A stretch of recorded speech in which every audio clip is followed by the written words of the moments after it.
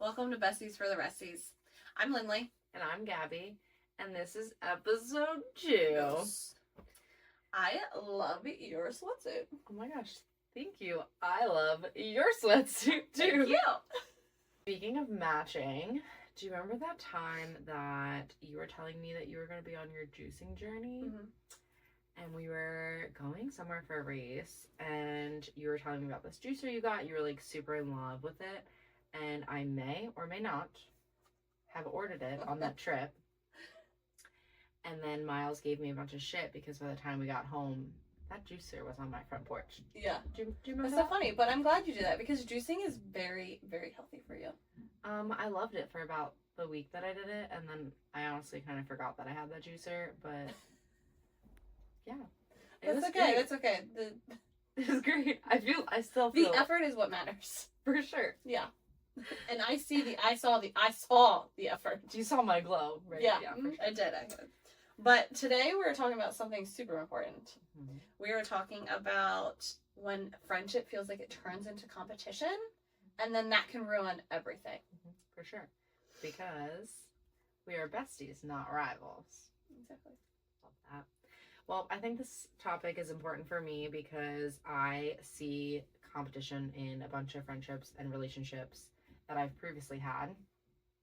And kind of all over. I can see myself comparing things to social media, motherhood, like I said, friendship and relationships, money, my looks, and even my career. I think social media is one of my huge things that I compare myself because I enjoy posting on social media a lot and it's like fun and making content and all these things. But I tend to compare myself just to see like, okay, why isn't my content better than that content or stuff like that? Right. You put so much effort into it, and this person, you're doing basically the same thing that the other person's doing, and yet theirs gets more views, gets more likes. Yeah. You know, so you start questioning yourself. Yep. So I'm trying to be more self-aware, I guess, of how I don't want that to be turning into something competitive. I want to make it more of an inspiration. Yeah. And not just social media. I think relationships are huge that I find myself comparing, and I think it's important for us to talk about because, like, for example, my journey looks different than your journey, and someone else's journey can look different than another person's journey. For example, like, I compare myself to some of my friends that are married and have more kids, or they're forever home, and I'm just starting. So I'm trying to have that acceptance of where I am in my journey. Okay. Well, why it matters to me is because I feel with friendship, it should be one of the safest places that you should be in, and it shouldn't be a scoreboard. And with that, like some of my previous relationships, I never know where I stand. And again, like I said in episode 1, my problem is I never feel enough. And so with you though, like I feel like I belong. I love that. So there's definitely, we can see huge differences in competition versus healthy inspiration in relationships. And that's definitely something I want to focus on. So one of the healthy inspirations, like we talked about with the juicing, correct, it wasn't a competition with you. I felt it was more an inspiration of how you were inspiring me to make even just a small change in my routine. Right. Of being more healthy. Right. And I didn't necessarily, I didn't look at it at all as competition. I just looked at it as like, you want to do it with me? Cool. Yeah, let's do it together. Like, I love doing things together. For sure. That was awesome. Like, I'm more of a person who wants to do something with someone, not alone. So. And something else that we do together is like getting ready for trips. Yeah. I love how we made that into a healthy inspiration instead of competing with each other. Like, I find a shirt that is super cute for a race. I send it to you and we get them and we're matching. Right. But we're putting our own spin on it. Right. Or the Vans, our van addiction. Yeah, our van addiction. Yeah. Maybe we shouldn't talk about that. I love though when we do like, we have that double hoodie that you got. You know what I mean? It's just about not like no competition of what we're wearing or anything. It's literally just the fun times that we have together. We should tell them about our double hoodie. Maybe one episode we should wear it. I like that. Yeah. So stay tuned for that. Yeah, stay sure. Tuned. We can't get too much. It's not a competition. It's like we're inspiring each other to be ourselves and enjoy it with each other. It's not like I need to look better than you or you have to look better than me. And I think that's really important for healthy friendships, because I've had that in some friendships where I couldn't feel, like you said, about having a safe place. I felt like it was a competition of someone looking better than the other, or that way they feel better versus I feel worse. Like they couldn't feel good about themselves unless I felt bad about myself. Right. It reminds me, like when you're talking about that thing that pops in my head is a friendship that I watched. Not necessarily it was with me, but I was always in the middle of that situation.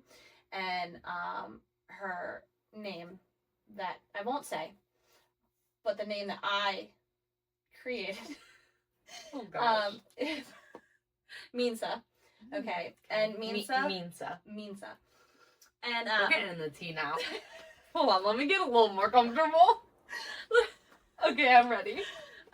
Minsa is an individual who was at one time my friend. She's no longer, because of boundaries we set up that couldn't partake. And she would, you know how like sometimes when you're taking, even like, not even you, but like people usually take pictures of their friends and it's always in the bad camera view. Like it's never the perfect view of your friend. Like they're the bad. And you always have like, I think I take great pictures of you. I could probably pull up a couple that are not.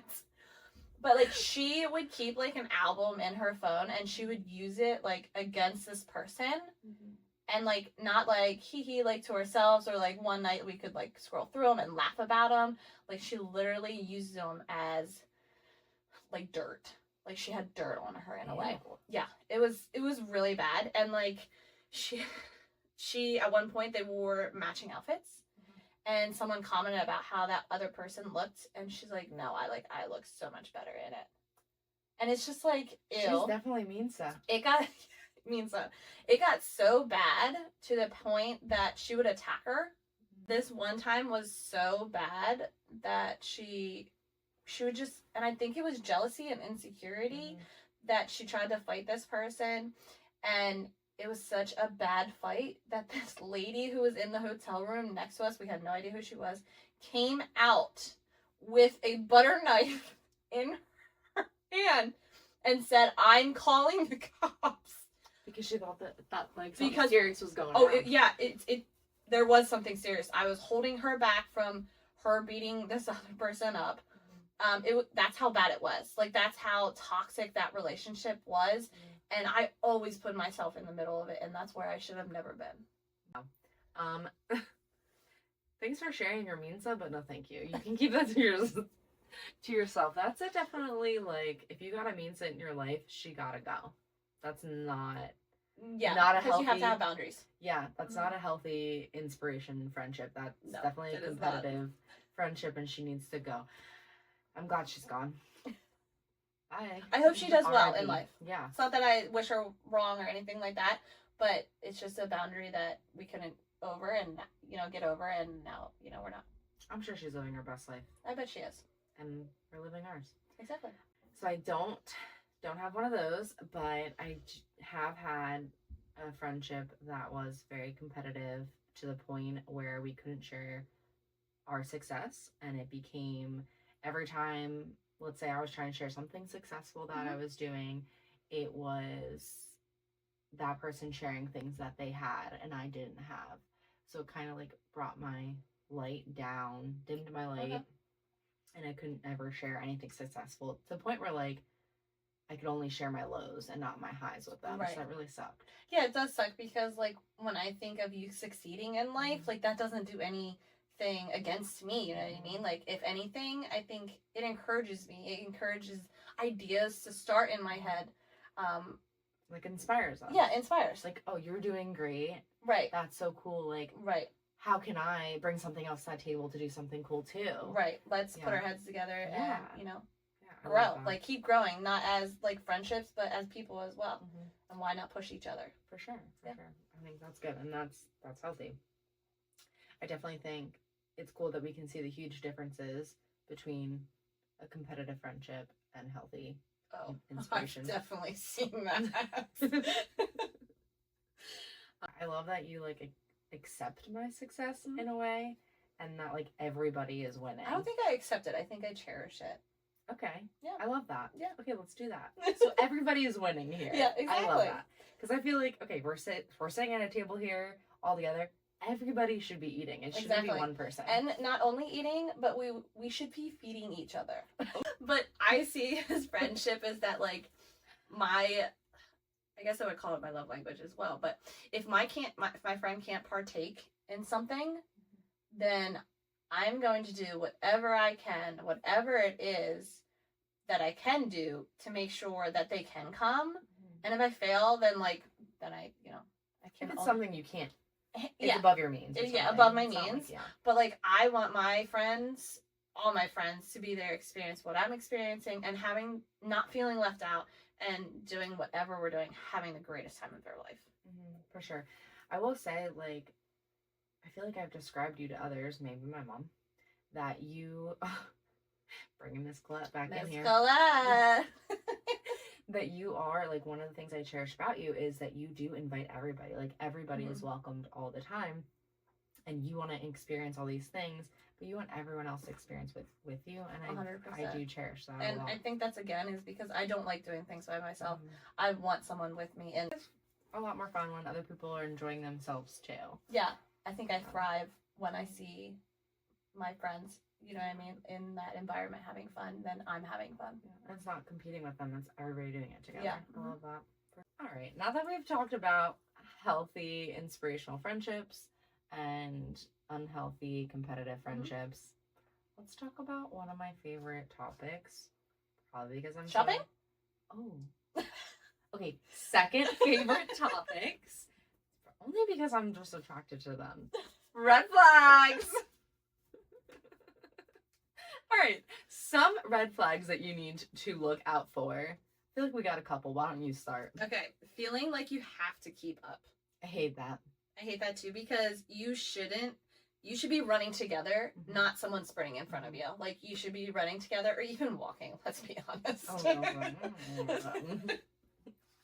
Love that. Like, you do your thing, I'm doing my thing. We're both going down the lane together. Exactly. That's how it should be. Cool. Yeah. Another one would be downplaying achievements so they don't feel bad. Okay, I feel like that's a good one. I feel like that's, you can't clap for yourself because you're nervous that they're going to be upset about it. So something awesome happens to you and you can't share with them. Yeah. That's a huge red flag. You're nervous to share with them. That huge red flag. Yeah. Like I said before, I feel like you should be oversharing, if anything. For sure. My last red flag that I want to share with you before you go is that you hesitate to share good news.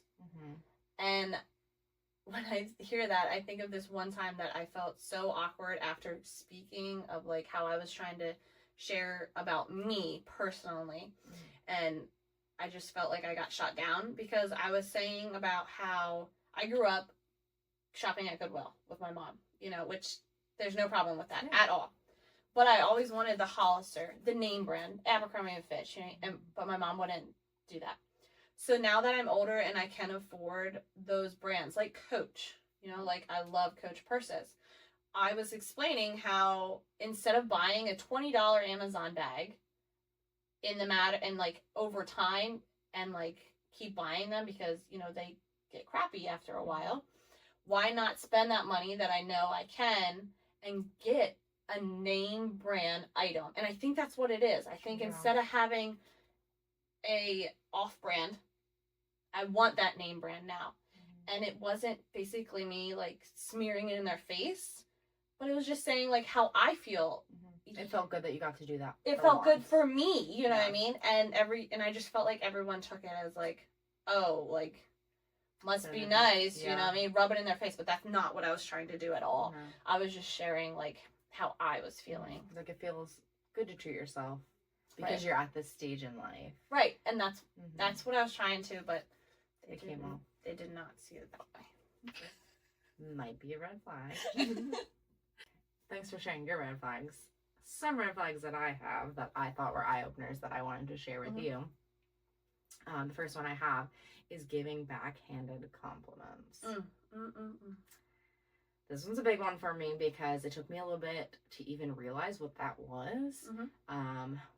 when I was younger, people would say, like, congratulations on graduating college, being a young single mom.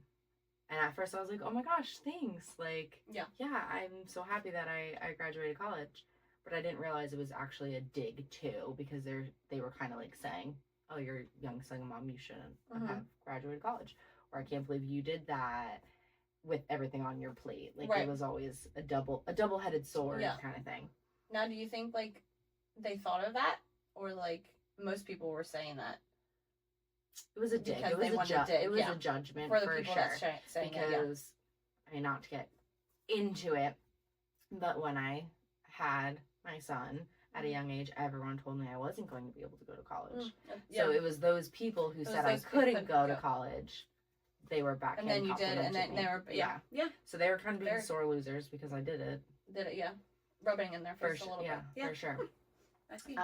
Another huge red flag that I thought was an eye-opener is copying everything without owning their own take on it. So, like, you know how we match?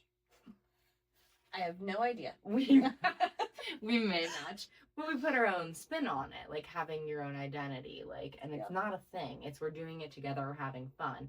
Right. But and I also think it's just like we're together. Like we belong together. It's fun. We're having fun. Where other red flags would be they're not having fun. They just want to like copy what you're doing. Don't put your own identity on it, and it becomes competitive. Right, and there's no fun in it. Yeah, huge red flag for me. Yeah. My last red flag is only clapping for you when they're also winning. Yeah. So, like, they're not gonna clap for your success unless they're doing succeeding. Something. Yeah, they're succeeding too. Huge red flag of mine. Yeah, I think you should be able. I don't think you're gonna ever be able to clap for yourself until you clap for others first. Yeah. I think that's a big one for sure. Yeah, it's like a round of applause. Yeah, everyone, let's do it together. Okay. Everyone gets to be clapped for. All right, enough red flags. I've had enough of those in my life. Okay. Let's shift back into some healthy behaviors for besties. Okay. I think a normal thing that needs to happen is normalizing being able to verbalize, I'm proud of you, to your best friend. I think that should become a normal thing. I don't think it's said enough, having that positive feedback. Yeah. Because that shows that, like, I'm happy for when you succeed. Your win is my win. Yeah, for sure. Like, I feel like, for example, starting my business, I feel like you've hyped me up for the small moments. You've supported me throughout. But even in my low, like, I can call and talk to you about these things, and you can inspire me to do something else. Mm-hmm. I think my moment is, and it's not even necessarily in one subject, I think, like, just every day. Like, usually we talk every day, sometimes twice a day, sometimes 3 times a day.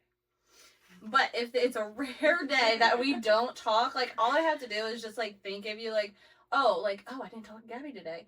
But, like, even when I think of that energy, like, your energy lives, like, within me. Well, you know what I mean? Like, it motivates me because, like, I'm like, yes, I have this person who's behind me who, like, has this bubbly energy, you know what I mean? And that's what I need. Would you say that it's contagious? It's very contagious. So contagious. I would have to say one of my healthy bestie dynamic behaviors would be staying in your own lane. Mm-hmm. So, like, hyping each other up with our own strengths. I bring this and you bring that.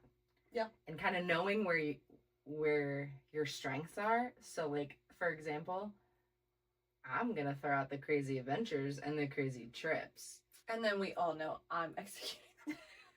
I'm getting the plane tickets. I hold the plane tickets. Hey, at least our outfits look good. At least I plan our outfits. But I love that for us. It, like, works out together. Like, I know what I'm capable of, and you accept what I'm capable of. Yes. And I know what you're capable of, and I count on what you're capable of. I also think that it is very important to be a supportive bestie. Like, I feel like that's, like, top tier in my book. You know, like, let's be kids again and use our words like, you inspire me. Ooh, I like that. Yeah. I think my words would be, I'm glad to have you. Yeah, you push me to grow. Yeah, for sure. Like, hyping each other up. Like, our new love language should be hype. Yeah, I love hype. Do you have any like other friendships that you feel like hype is your guys' love language? Yes. Okay. Let me set the setting. Okay. Okay, set it up, girl. Bahamas. Okay. Clear blue water. Okay. 4 ladies. Okay, I'm included in those 4 ladies. There's my one friend. Okay, she's just like you, bubbly, but she takes it to like the next level. Okay, and so we're there by ourselves, no kids, nothing. And we're like, why not do those fun, like where you're sitting in the water and flip your hair back, supermodel poses, the whole 9 yards. You know what I mean? So I'm taking these pictures. Well, they're taking pictures of me, and then, I do the same for them. But while taking my pictures, she's standing there like, yes, girl, yes, yes, ooh, ooh, hyping you up. Hyping me up. That. And honestly, it was the best time because then there was this bird nest you could sit in. Like, even in a bird nest, she hyped me up. And I'm like, yes. At one point, we literally got our boobs out in front. Like, no one was watching, but she was hyping, yes, get that nipple out. Like, and you're literally in that setting, and you're like, yeah, and you're like, yes, I can do that. Yes, because you have that friendship. She pushes me out of my comfort zone by hyping me up, for sure. Yeah, you can do so much. Yeah, when you have that support system and that love language. Do you have an experience like that? For sure, definitely not whipping my nipple out in a bird's nest and taking pictures. But I do have some hype love languages. For example, my sister, like when we are out and go dancing or, at a wedding and dancing, I feel like we almost hype each other up. Like we'd be kind of nervous to do it by ourselves. But like together, when you're together, you're like invincible. Yeah, it's like no one else can see us. We're going out together and we're going to dance and have such a great time. Yeah. And like, who cares if we look ridiculous because we look ridiculous together. Yeah, and it's fun. Like, I don't care if everyone's judging us because we have each other to do it. So I love that we can use that hype love language to hype each other up to do it. Yeah, so like it's like not intimidating when we do it together, like you said. But what reminds me about intimidation is when we go to races and there are other like wives and girlfriends that I do kind of feel intimidated about. But like when we're doing it together, we're going there together, I don't feel intimidated because we're just like doing a team. We're doing it together. So but I do understand, like when I look at some of those women, especially the women that can back a car up and stuff like that, it's intimidating because like I'm like, am I not doing enough? Yeah, but when we together, like it just is not as intimidating. Speaking of racing, before we wrap it up, here's a few takeaways. First, friendship is not a race. And second is your timelines do not have to match whatsoever. That's a huge one for me. It took me a really long time to realize that I can be on a different journey than somebody else. I think it's also important to, take away from this is that you need to choose your friends who are going to clap for you when it's just you winning and not them. Do we need to do another round of applause for everybody? Oh, I think so. Yeah, okay. Like, when you're choosing your friends, I think you need to choose your friend that lets you shine. Like, agree 100%. Yeah, don't let them dim your light at all. Okay, I think we have overshared enough for one episode. Agreed. But I want to leave them with something. How about that they all have the opportunity to be the character of the week? Yes. That's perfect. Yes. If you have laughed in this episode or felt a little less alone, please subscribe below so you don't miss another episode and follow us on all social medias. See you next Tuesday. Love you. Bye. Noggin.